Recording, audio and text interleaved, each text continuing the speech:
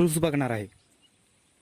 तुम्हाला माहीतच असेल इलेक्ट्रिकल क्षेत्रात सेफ्टी रूल्सचे काय महत्त्व आहे।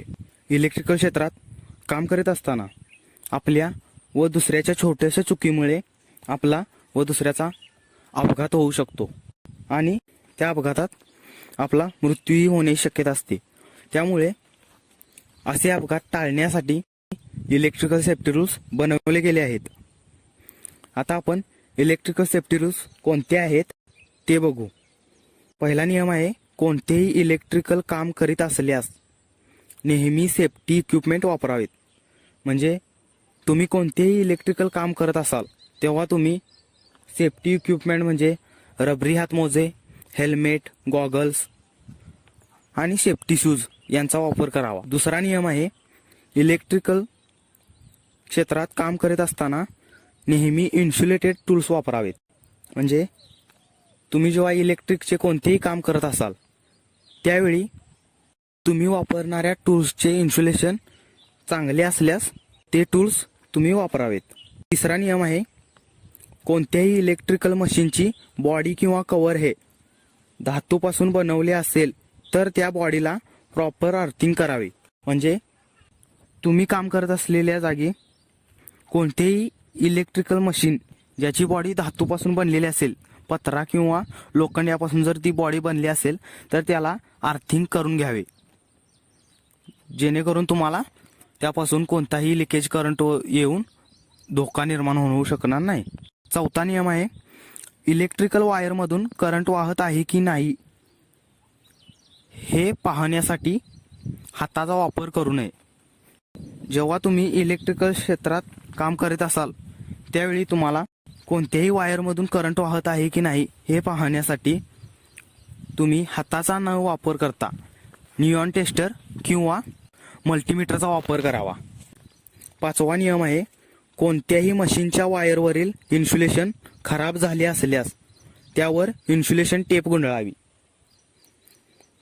म्हणजे तुमच्या कोणत्याही मशीनच्या वायरचे इन्सुलेशन खराब झाले असल्यास त्यावर इन्सुलेशन टेप गुंडाळावी।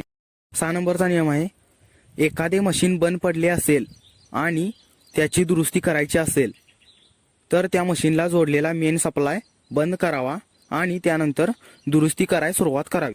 म्हणजे तुमचे कोणतेही मशीन बंद पडले असेल आणि त्याची दुरुस्ती तुम्हाला करायची असेल तर तुम्ही त्या मशीनला जोडलेला मेन सप्लाय म्हणजे त्याची मेन सप्लायची वायर काढून ठेवावी, त्याची पिन काढून ठेवावी किंवा सप्लाय वेगळा करावा आणि मग मशीन दुरुस्तीसाठी घ्यावे। 7 नंबरचा नियम आहे, फ्यूज बदलत असल्यास पहिला मेन स्विच बंद करावा आणि त्यानंतर फ्यूज बदलावी। म्हणजे तुम्ही कोणत्याही मशीनची किंवा घरातील वायरिंगच्या सर्किटमधील फ्यूज बदलत असाल त्यावेळी पहिल्यांदा मेन स्विच बंद करावा आणि मग त्यानंतर फ्यूज बदलावी। 8 नंबरचा नियम आहे, इलेक्ट्रिक शॉर्ट सर्किटमुळे आग लागली असेल तर त्यावर पाणी टाकू नये। कारण पाणी जर तुम्ही त्यावर टाकले तर ती आग वाढते, त्यामुळे तुमचा अपघात होऊ शकतो। यासाठी तुम्ही योग्य ते फायर एक्सटिंग्विशर वापरावे। मी पुढील व्हिडिओमध्ये फायर एक्सटिंग्विशरबद्दल सांगणार आहे, कोणकोणते फायर एक्सटिंग्विशर आहेत, कोणकोणत्या आगीसाठी वापरावेत। 9 नंबरचा नियम आहे, कोणतेही काम सुरू करत असल्यास त्या सर्किटचा मुख्य स्विच बंद करावा आणि फ्यूज काढावी, त्यानंतर कामाला सुरुवात करावी। तुम्ही कोणतेही काम करत असाल त्यावेळी त्या मशीनचा सप्लाय बंद करावा व फ्यूज काढून बाजूला ठेवून मगच कामाला सुरुवात करावी। त्यामुळे तुम्हाला करंट बसणार नाही किंवा शॉक लागणार नाही। 10 नंबरचा नियम आहे, इलेक्ट्रिकल क्षेत्रात काम करीत असताना ओव्हर कॉन्फिडन्सने काम करू नये, नाहीतर यात तुमचा अपघात होऊ शकतो आणि तुम्हाला मोठी इजाही होऊ शकते। 11 नंबरचा नियम आहे, एखाद्या मशीनची वायर खराब झाली असल्यास ती लगेच बदलावी। म्हणजे एखाद्या मशीनची वायर जर ती इंटरनल कट झाली असेल किंवा खराबच झाली असेल तर ती लगेच बदलावी। 12 नंबरचा नियम आहे, इलेक्ट्रिक खांबावर काम करत असताना नेहमी सेफ्टी बेल्टचा वापर करावा।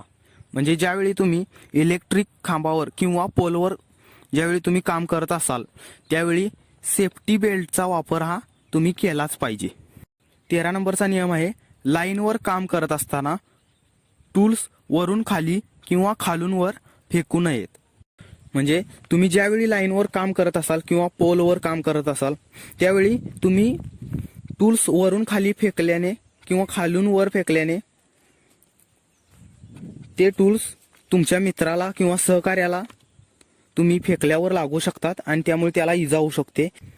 14 नंबरचा नियम आहे, ओव्हरहेड लाईनवर काम सुरू करण्यापूर्वी त्या लाईनचा मुख्य स्विच बंद करावा आणि त्या ठिकाणी काम चालू आहे असा बोर्ड लावावा. ज्यावेळी तुम्ही ओव्हरहेड लाईनवर काम करत असाल त्यावेळी त्या ओव्हरहेड लाईनचा कोणताही मेन स्विच असू दे तो तुम्ही बंद केला पाहिजे आणि त्या ठिकाणी काम चालू आहे असा बोर्ड लावला पाहिजे. त्यामुळे तिथे कोणीही लाईन बंद आहे म्हणून लाईन सुरू करायला आल्यास